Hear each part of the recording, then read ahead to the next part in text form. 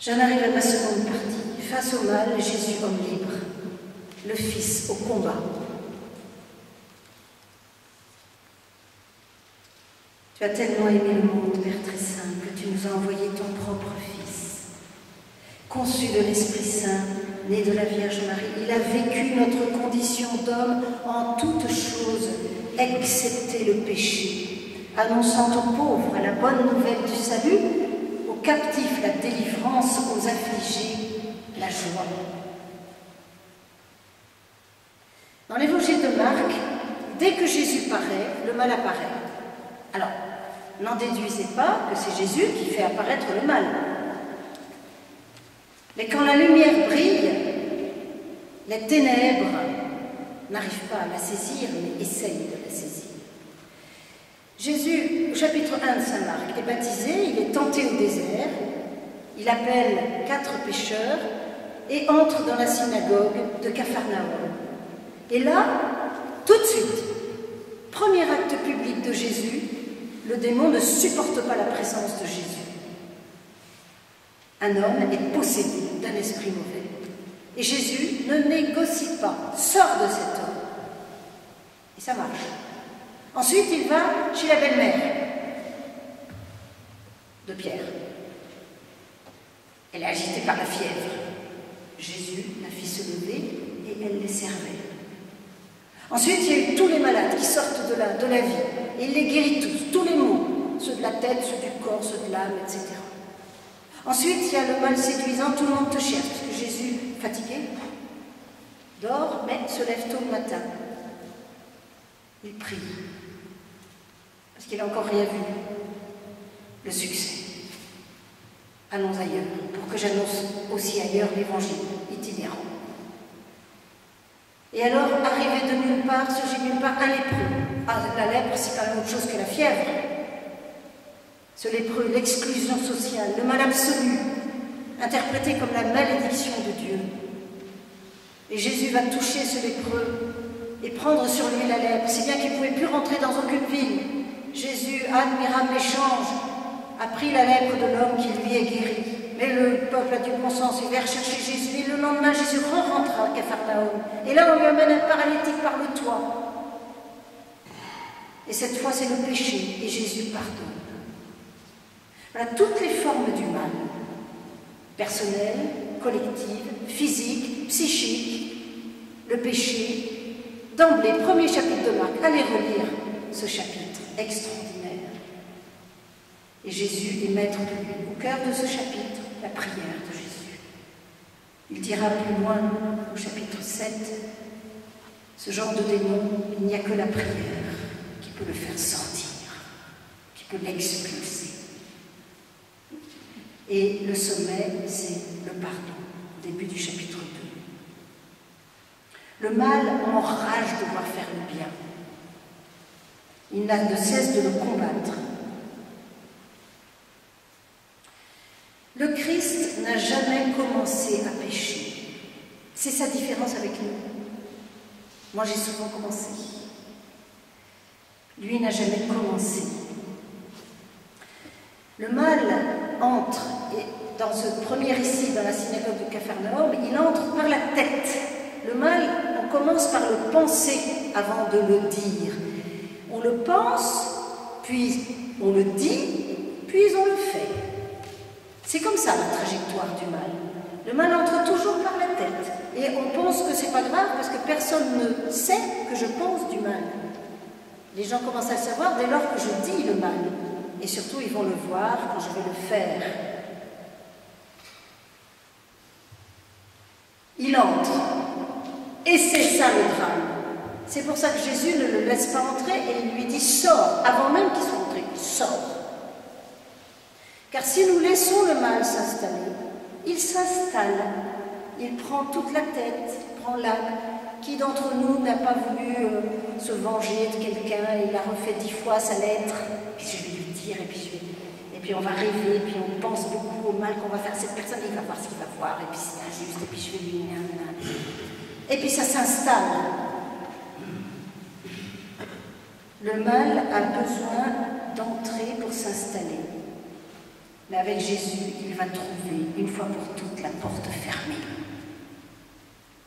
Moi, j'aime bien écrire, je dis ça aux étudiants en théologie, Jésus est sans péché, je fais une faute d'orthographe, j'écris, il est sans péché, ER.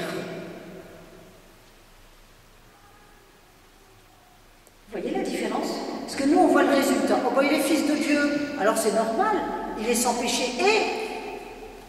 Sauf que c'est parce qu'il n'a jamais péché, il n'a jamais commencé à pécher, il n'a jamais entrouvert la porte, que, d'accord, je vous l'accorde, le résultat final c'est le même, au résultat final, il est sans péché, et... Mais c'est parce que toute sa vie, il n'a pas péché. Il n'a jamais cédé à la tentation et c'est pas faute d'avoir été tenté. Je cite ici un théologien allemand, Wolfgang Pannenberg. L'absence de péché en Jésus n'est pas une inaptitude au mal inhérente à sa nature humaine, elle résulte de l'ensemble de sa vie. Ce fut à chaque seconde un acte libre. Jamais homme ne fut plus libre que Jésus, libre et responsable. Ou Jean Sullivan, le Christ c'est l'homme en qui rien ne fait obstacle à Dieu. Le Christ c'est l'homme en qui rien ne fait obstacle à Dieu. Alors, armé contre le mal, vigilant, il a jeté toutes ses forces dans la lutte contre le mal pour en délivrer ses frères. Et il a mené les deux combats qui correspondent aux deux formes de mal dont je vous ai parlé au début.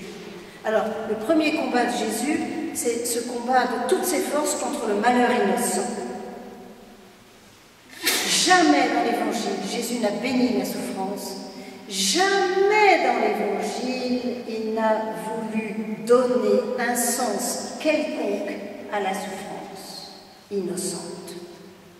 Il a défatalisé la souffrance. Ni lui ni ses parents, l'aveugle-né, ni lui ni ses parents, personne n'est fautif. Il n'y a pas de faute. Il a déculpabilisé, défatalisé. Il n'a pas béni la souffrance. Il a passé sa vie à chercher à la soulager. Comme disait Franz Kéré, ce pasteur protestant que j'ai tant aimé, Jésus n'a jamais expliqué la souffrance. Il s'est tout entier impliqué contre la souffrance. Nous cherchons les causes. Il était tout entier dans le remède, dit encore Franz Kéré joliment. Je cite maintenant Xavier Thévenot, que j'ai eu la chance d'avoir comme maître en théologie. Xavier Thévenot disait « La souffrance en tant que telle isole, déprime, brise les forces de la vie. On ne peut pas dire que ce qui déshumanise est libérateur et rédempteur. Ce n'est pas la souffrance que Dieu aime, mais la foi, l'espérance, l'amour, qui réussissent à demeurer dans la souffrance. »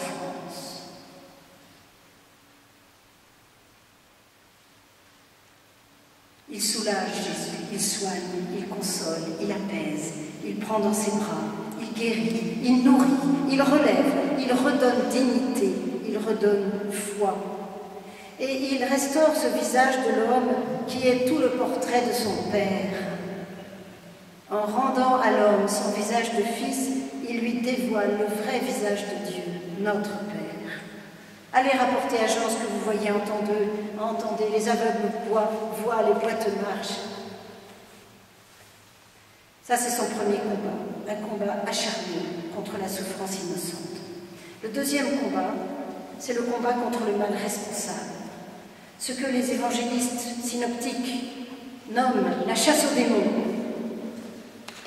Alors, c'est pas que Jésus faisait des exorcismes, mais c'est très étonnant, Saint Jean ne nous en demande pas du tout, ni Saint Paul.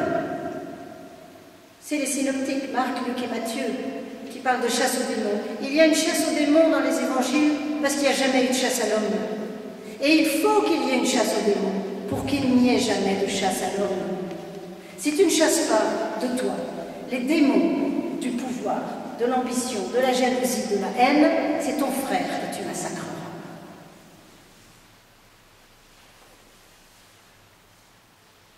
Jésus ne se trompe pas d'adversaire.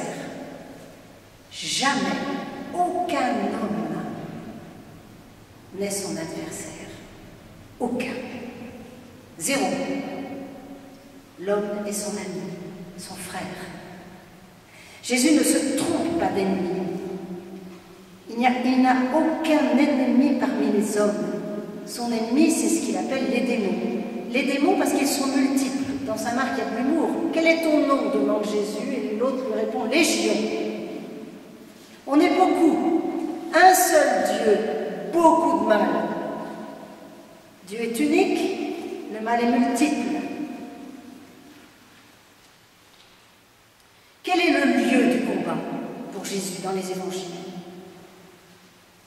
C'est le cœur. Le cœur de l'homme. Relisez le chapitre 7 de Marc.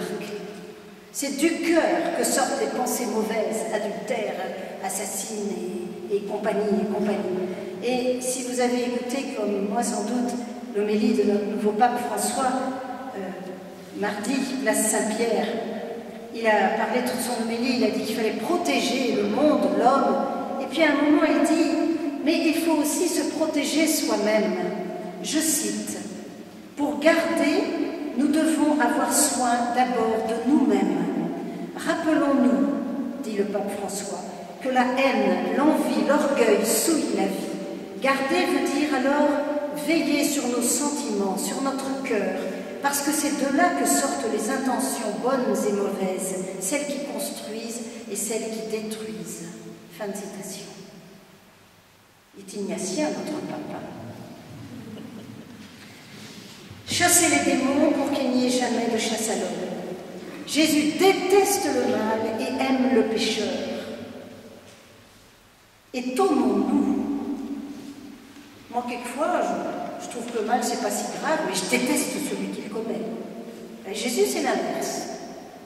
Il aime le pécheur et il déteste le mal bien plus que je ne le déteste. Intraitable avec le mal, il se montre humain, doux et patient envers l'homme faillible. Il ne domine pas le pécheur, il lui laisse le temps. Il le forme au combat spirituel, le combat des esprits dans le cœur. Il marche devant, il précède les disciples. Avec Jésus, on passe d'une vie morale à une vie théologale, à une vie filiale et spirituelle, à une vie véritablement fraternelle dont le sommet est, dans l'évangile de Matthieu, « Aimez vos ennemis ».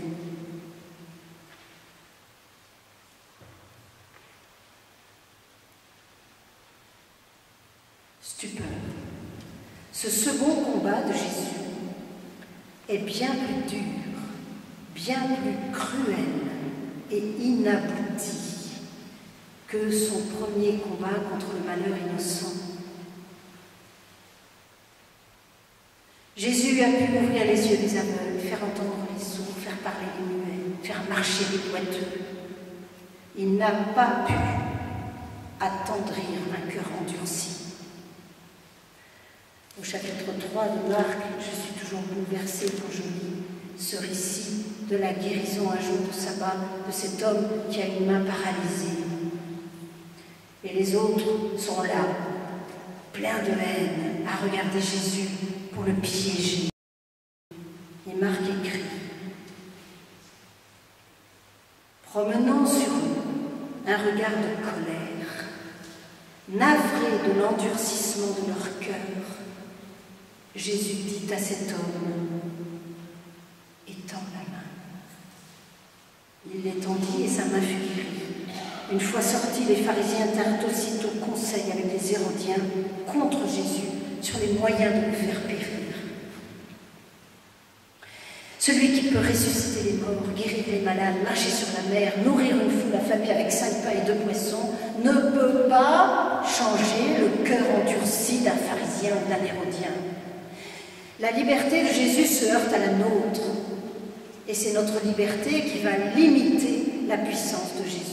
Au chapitre 6, un peu plus loin, et j'en raconte aussi, quand Jésus rentre un week-end se reposer à Nazareth à la maison, il est stupéfait de voir que personne ne croit en lui, et il ne pouvait faire faire aucun miracle et Jésus s'étonnait de leur manque de foi. Jésus peut faire tous les miracles sauf celui de convertir un cœur endurci. Et ce sont ces cœurs endurcis qui auront sa peau.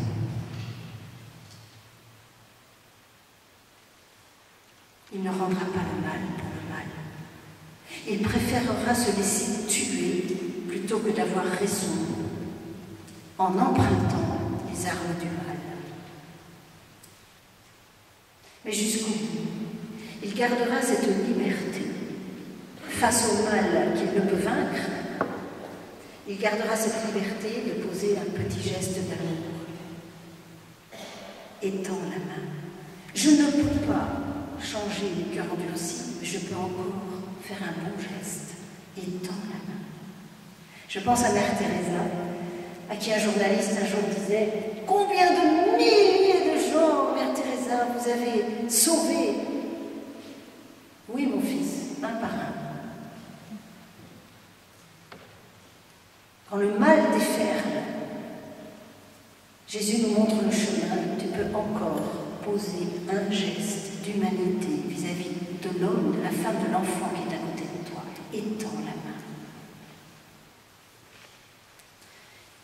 Il reste un troisième combat qu'a mené Jésus, le plus terrible, celui de la mort physique.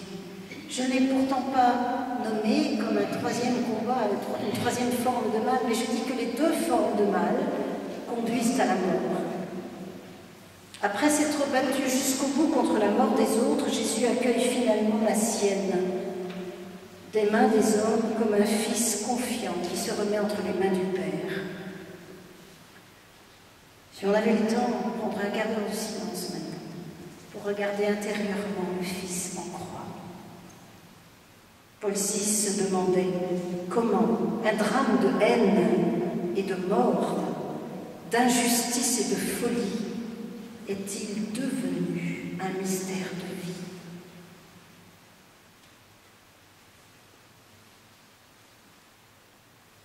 Que voyons-nous lorsque nous contemplons Jésus en croix?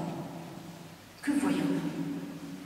Nous voyons simultanément un déferlement de haine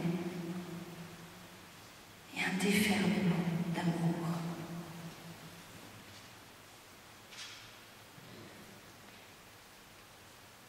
Comme l'a dit encore notre pape François aux cardinaux cette fois, jeudi 14 mars, dans la chapelle Sixtine, ayons le courage de marcher en présence du Seigneur avec la croix. Si nous marchons sans la croix, nous sommes mondains et pas des disciples du Seigneur. Il nous faut innocenter Dieu du mal qui arrive à Jésus. Ce n'est pas le Père qui massacre son Fils, comme l'ont chanté les Bossuet, les Calvin, les Luther, des siècles de catéchèse. Quel malentendu! Relisez Bernard Sesboué. Ce n'est pas Dieu qui fait périr le Fils. La volonté du Père n'est pas que le Fils meure, mais que le Fils aime, car Dieu n'a qu'une seule volonté, celle que nous supplions à tous les notre Père.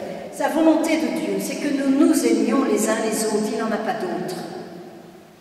Que ta volonté soit faite, que nous nous aimions les uns les autres, dans la mort comme dans la vie, dans le succès comme dans l'échec, dans la haine comme dans la construction comme dans la destruction, dans la jeunesse comme dans la vieillesse. La volonté de Dieu, c'est que nous aimions comme nous sommes aimés.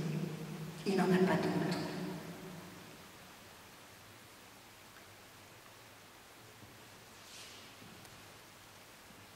Jésus ne se défend pas, il se livre, car il sait que pire que la mort, il y a la haine. Il aimera jusqu'à l'extrême, traversant la mort, mourant, dans la certitude d'être aimé éternellement par le Père et d'être au milieu de nous l'amour du Père. Il sait qu'il ne tombe pas dans le néant en mourant. Il se jette dans les bras de son Abba. Jésus va vers son Père. Rien, ni la mort, ni la haine, ni la vie, ni le mal, ni la puissance des ténèbres, rien ne peut séparer Jésus de son Père, ni le Père de son Fils. Ce n'est pas la souffrance du Christ qui nous sauve, mais son amour, qui accomplit parfaitement la volonté du Père.